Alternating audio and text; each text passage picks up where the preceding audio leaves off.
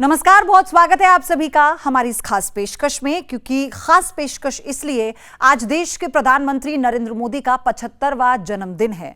उन्हें ना केवल देश से बल्कि विदेश से कई ऐसे संदेश आए हैं जो ये बता रहे हैं कि आज के दौर में यानी 2025 में प्रधानमंत्री नरेंद्र मोदी की छवि क्या है।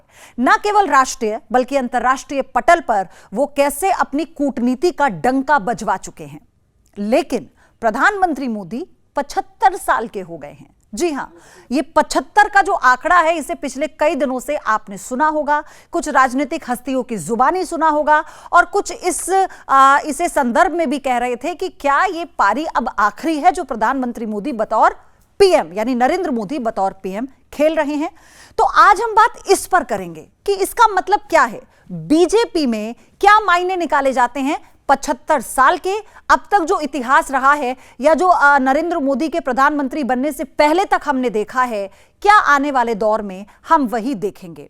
और इस पर मेरे साथ बात करने के लिए है वरिष्ठ सहयोगी विकास चंद्रा, जो न केवल राजनीति को बहुत लंबे समय से कवर कर रहे हैं बल्कि इतने महत्वपूर्ण इवेंट्स के साक्षी रहे हैं। तो इसीलिए हम उन्हीं से बात करेंगे। विकास जी, पहले तो बहुत स्वागत है आपका। आपकी मौजूदगी तो हैदराबाद में है, लेकिन आपने जिस तरह से जल्दी जल्दी हमारे साथ इस चर्चा के लिए समय निकाला, मैं चाहती हूं कि दर्शकों के साथ आपका अनुभव हम साझा करें। आपको याद होगा हाल ही में मोहन भागवत का दिया गया वो बयान, हाल ही में मेरा मतलब है कि कुछ समय पहले इसी साल इसी दौरान वो बयान जिसमें वो ये कहते हैं कि जब आप 75 साल के हो जाते हैं तो फिर ना तो आपका शरीर ऐसा रहता है ना आपका मस्तिष्क ऐसा रहता है। मतलब ये कहा जाता है, जब 75 साल वाली बात हुई तो उन्होंने इस बात में कहा कि अब आपको पीछे खुद ही हट जाना चाहिए। तो इसके मायने ये निकाले गए कि क्या ये निशाना प्रधानमंत्री नरेंद्र मोदी पर था। और उसके बाद संघ प्रमुख खुद कहते हैं, अरे 75 का तो मैं भी होने वाला हूं, मेरा किसी की तरफ इशारा नहीं था। क्या आप इसे कहते हैं आज प्रधानमंत्री मोदी 75 साल के हो गए हैं और विपक्षी खेमे में ये सुगबुगाहट हमेशा रही है? देखिए पयोधी, जो जिस 75 साल को लेकर इतनी चर्चा हुई वो यूं ही उसकी चर्चा नहीं हुई। आप देखें कि जब प्रधानमंत्री नरेंद्र मोदी जब आए सत्ता में, गुजरात के मुख्यमंत्री थे, उसके बाद दिल्ली पहुंचे, दिल्ली की राजनीति उन्होंने शुरू की, तो कई तरह की बातें सामने आई। उसमें एक 75 वर्ष की बात भी सामने आई थी और उसके बाद हम लोगों ने देखा है और वो सामने है बिल्कुल, चाहे वो नजमा हेपतुल्ला हो, यासी प्रताप शुक्ला हो या फिर कलराज मिश्र हो।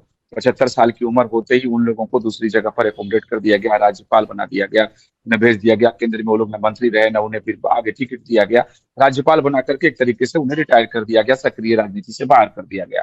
तब इस बात को बल मिल गया कि हाँ, एक स्थापित ये कानून बन गया बीजेपी और संघ में कि जो व्यक्ति 75 साल का हो जाएगा तो वो मुख्य धारा से अलग हो जाएगा, हालांकि वो पार्टी के काम या संगठन का काम करता रहेगा।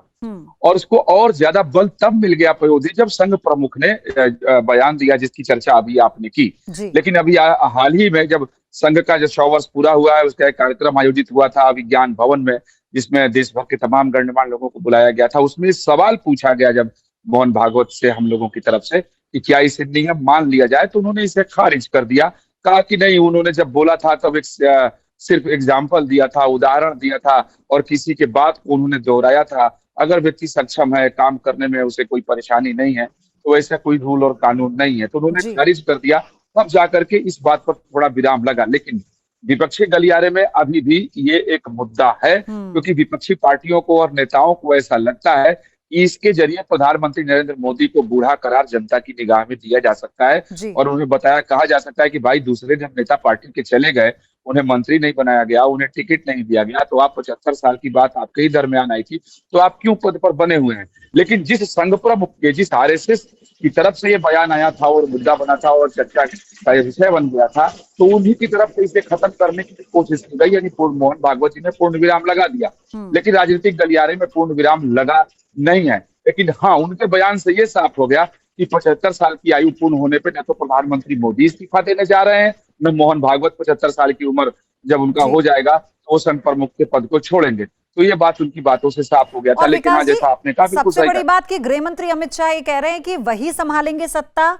अभी उनका कार्यकाल बहुत लंबा है, कोई रिटायर नहीं होने वाले हैं, कोई संन्यास नहीं ले रहे और उन्हीं के नेतृत्व में देश में आगे भी जो बीजेपी की सरकार है वो रहेगी, ये गृह मंत्री अमित शाह ने कहा। लेकिन जिस बात का जिक्र आप कर रहे थे कि बीजेपी में ये देखा गया है, अगर मैं लाल कृष्ण आडवाणी के दौर से आगे की बात करूं, क्योंकि उससे पहला दौर वो आपने नजदीक से देखा होगा विकास जी, मुरली मनोहर जोशी और लालकृष्ण आडवाणी 2014 के बाद जब इन्हें पार्टी से यह कहा गया कि आप एक निगरानी कमेटी बना दी गई और यह कहा गया कि आपका मार्गदर्शन होगा, यानी मार्गदर्शन कमेटी बनाई गई और उसमें उनको हिस्सा बनाया गया। हालांकि उसकी कभी कोई औपचारिक बैठक हुई नहीं, जितनी मेरी जानकारी है अभी। लेकिन इसको लेकर विपक्ष ने कहा कि आप देखिए, आपने जो अनुभवी नेता थे, आपने आते ही उन्हें साइडलाइन कर दिया, क्योंकि आप फिर अपने तरीके से अपनी नीतियों से आगे नहीं चल पाते। आप इन्हीं के कंधे पर चल के आगे बढ़े और इन्हीं को आपने पार्टी से हटा दिया। देखिए पयोधी, यहाँ दो तीन बातें हैं, इसमें कोई शक नहीं है कि चाहे वो लालकृष्ण आडवाणी हो या अटल बिहारी वाजपेयी हो, बीजारोपण इन्हीं लोगों ने किया था। इस बीजेपी रूपी जो बट वृक्ष आज दिखाई दे रहा है, और प्रधानमंत्री नरेंद्र मोदी न सिर्फ भारत के सबसे बड़े नेता हैं, बल्कि दुनिया भर में उन्होंने अपनी अलग पहचान बनाई है। उनकी अलग एक झाक है। अगर कूटनीति की बात करें तो आज मोदी की शान ही नहीं है। लेकिन आप देखिए, वक्त के हिसाब से पीढ़ियां भी बदल जाती हैं, व्यवस्थाएं भी बदल जाती हैं। तो बीजेपी में वैसा ही कुछ दिखाई दिया कि जब प्रधानमंत्री नरेंद्र मोदी को 2014 के चुनाव के लिए 2013 में बागडोर सौंपी गई, उसी समय ये तय हो गया कि अब पार्टी का नेता कौन है, लीडर कौन है। हालांकि उस समय लालकृष्ण आडवाणी सक्रिय थे, मुरली मनोहर जोशी सक्रिय थे, दूसरे तमाम नेता सक्रिय थे, लेकिन लीडर प्रधानमंत्री मोदी को बनाया गया। और जहां तक रहा सवाल, अगर मार्गदर्शक मंडल की बात की जाए तो उसमें अटल आडवाणी जी हो या मुरली मनोहर जोशी मौजूदा, और जो अभी मौजूदा रक्षा मंत्री राजनाथ सिंह हैं, वो भी उस मार्गदर्शक मंडल के हिस्सा हैं। तो लेकिन अभी वो रक्षा मंत्री देश के हैं, यानी ये पहले से ही तय हो गया है कि इसके बाद राजनाथ जी मार्गदर्शक मंडल में ही जाएंगे। हालांकि सही है कि उसकी कभी कोई बैठक नहीं हुई, लेकिन अगर आप प्रधानमंत्री मोदी का आना, फिर लालकृष्ण आडवाणी का या दूसरे नेताओं का किनारे हो जाना, इसे जनरेशन चेंज के तौर पर देखा जा रहा है और देखा जाना चाहिए मेरे हिसाब से। क्योंकि आप देखें कि जितना करना था, बीजेपी को जहां तक पहुंचाना था, वहां तक लालकृष्ण आडवाणी ने पहुंचा दिया। और ये भी कहना कोई गलत नहीं होगा कि अगर लालकृष्ण आडवाणी ना होते तो आज बीजेपी का स्वरूप शायद ये देखने को नहीं मिलता। उसी व्यक्ति के प्रयास का ये नतीजा है। और एक और सीनियर लीडर है उसी पंक्ति के, जो ये कहते हैं कि 75 के बाद हमें ब्रेन डेड घोषित कर दिया गया, आपको याद होगा।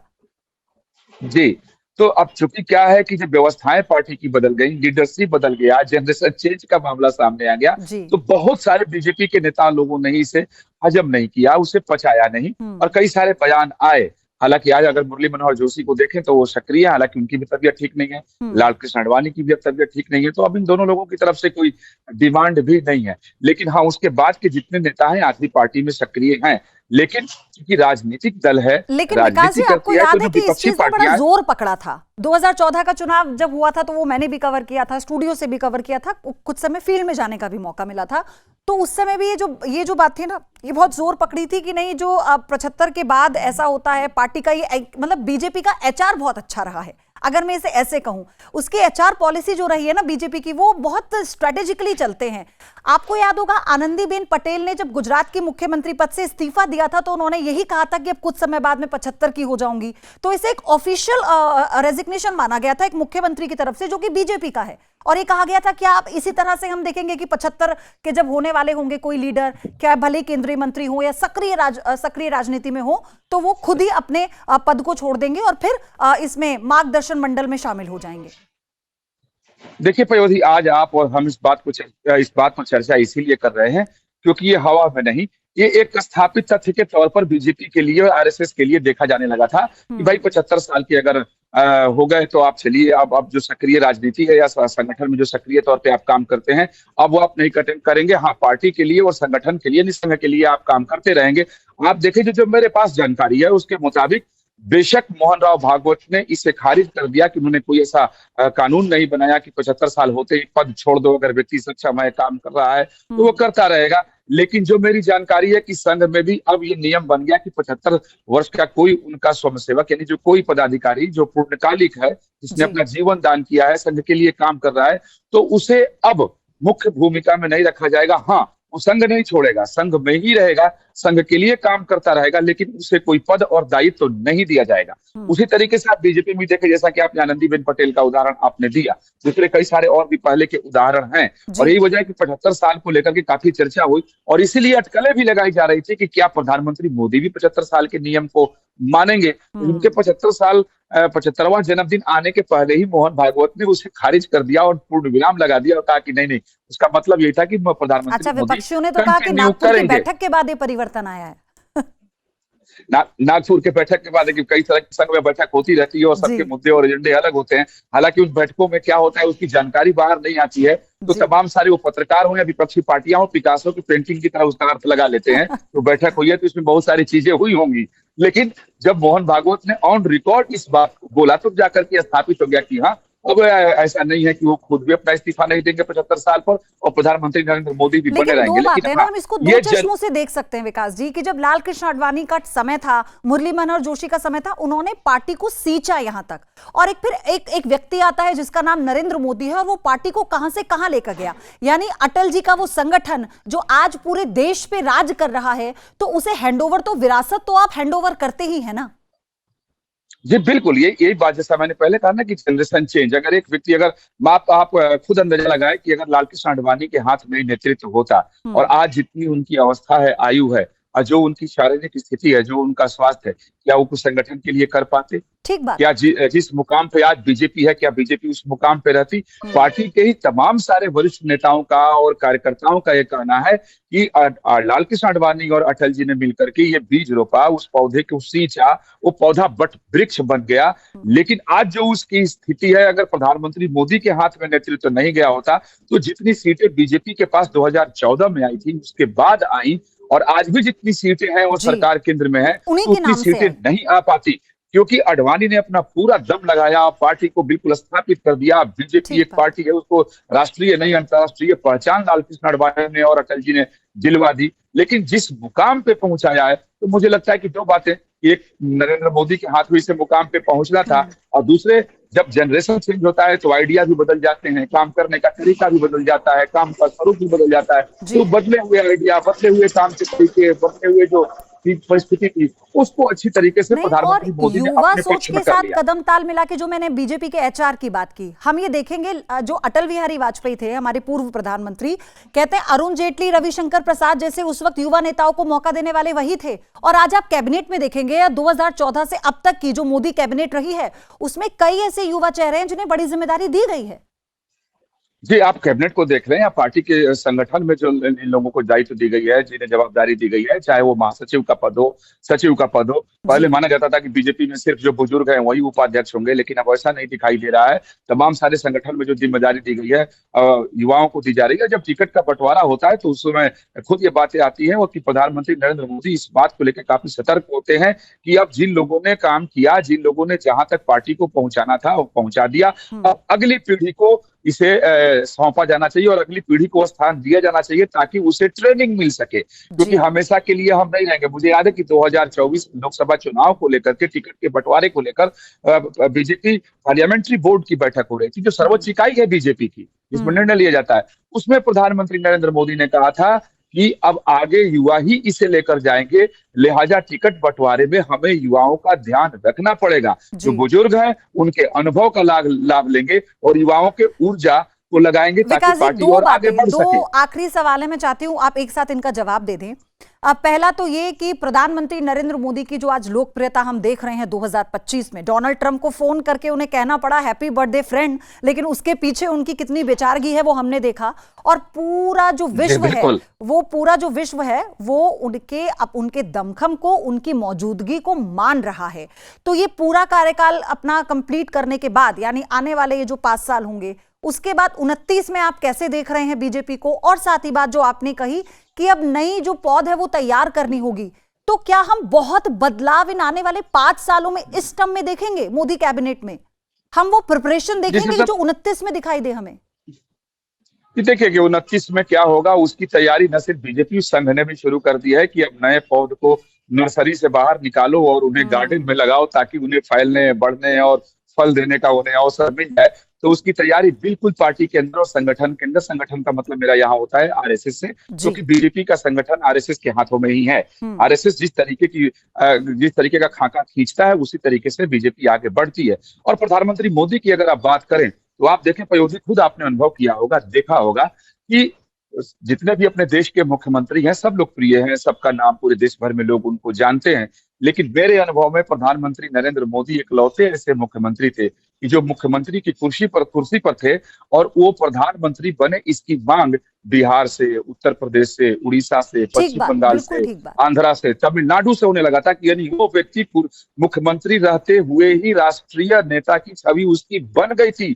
आम लोग मांग कर रहे थे, बीजेपी के लोग ये मांग नहीं कर रहे थे कि उन्हें लाओ और प्रधानमंत्री बनाओ। लोगों की डिमांड थी। इस चीज को हम लोगों ने ग्राउंड जीरो पर भी देखा है, पार्टी की बैठकों में भी देखा है और बस संगठन में भी और संघ में भी देखा है। जी। तो प्रधानमंत्री नरेंद्र मोदी की जो एक लोकप्रियता थी वो मुख्यमंत्री रहते हुए उन्हें मिली थी, जिसके बल पे वो उन्हें बागडोर पार्टी की सौंपी गई। और जहां तक सवाल अपने 29 का कहा, तो अब तक जो पार्टी की तैयारी है कि 29 का चुनाव भी बीजेपी प्रधानमंत्री नरेंद्र मोदी के चेहरे पर ही लड़ेगी, यानी नेतृत्व प्रधानमंत्री नरेंद्र मोदी का ही होगा। लेकिन 29 का परिणाम आने के बाद स्वरूप सरकार का क्या होगा? क्या प्रधानमंत्री नरेंद्र मोदी ही प्रधानमंत्री बनेंगे या कोई और व्यक्ति आगे निकल कर आएगा? क्योंकि ये और आने वाले नौजवान 5 जो साल पार्टी की मंथन के लिए भी कठिन है और वो चेहरे बनाने के लिए भी, ताकि जनता के बीच में वो लोकप्रियता हासिल कर सके जैसे प्रधानमंत्री नरेंद्र मोदी की है। समय तो इतना ही है। एक छोटा सा सवाल मुझे लेना है आपसे। मुझे कहा जा रहा है कि समय जल्दी जल्दी खत्म हो रहा है। विकास जी, क्या संघ बीजेपी में अब सब कुछ ठीक है, ये मानकर चले? देखिए, ये यहाँ चीज बिल्कुल समझ लेना चाहिए कि जैसे कई बार ये बातें आती हैं, खबरें चलती हैं, अखबारों में भी छपती हैं कि संघ और बीजेपी के रिश्ते ठीक नहीं चल रहे, संघ नाराज है। आप देखिए कि जो मेरा अपना अनुभव है इतने वर्षों का, वो ये कहता है कि राजनीतिक तौर पर बीजेपी के नेता स्वतंत्र हैं कुछ काम करने के लिए, निर्णय लेने के लिए, इसमें कहीं कोई संदेह नहीं है। संघ उसमें हस्तक्षेप नहीं करता है। लेकिन जैसे ही संगठन का सवाल आ जाता है, वहां संघ बिल्कुल बीजेपी को माफ नहीं करता है। और वहां उस वक्त के लिए लाइन बड़ी सटीक है कि बीजेपी में संघ की इच्छा के बगैर पत्ता भी नहीं हिलता है। और यही वजह है कि 2029 की तैयारी में संघ बहुत पहले लग गया कि नई पौध को सामने लाओ, क्योंकि संघ का साफ मानना है कि सत्ता रहे न रहे, संघ साफ कहता है कि जब हमारी सत्ता सरकार नहीं थी, हमारे लोग ताकतवर नहीं थे, तब भी हम थे, तब भी काम करते थे। आगे जब सरकार नहीं रहेगी तब भी हम काम करेंगे, लेकिन संगठन कमजोर नहीं पड़ना चाहिए। संगठन मजबूत और था, शायद तभी हम जाकर केंद्र में सरकार बना सके। गया है संघ की तरफ से, जो हमने हाल ही में देखा, फिर चाहे जेपी नड्डा के बयान के बाद की वो नाराजगी हो या फिर प्रधानमंत्री मोदी की अपनी वो लोकप्रियता, जिसे वो खुद, जिसका श्रेय वो संघ को देते हैं और खुद सारी बातों को मानते हैं, वो उसे स्वीकार भी कर चुके हैं। विकास जी, आपका बहुत धन्यवाद, आप हमारे साथ जुड़े। आज के दिन आपने अपना अनुभव साझा किया। एक बार फिर से आपका शुक्रिया। शुक्रिया।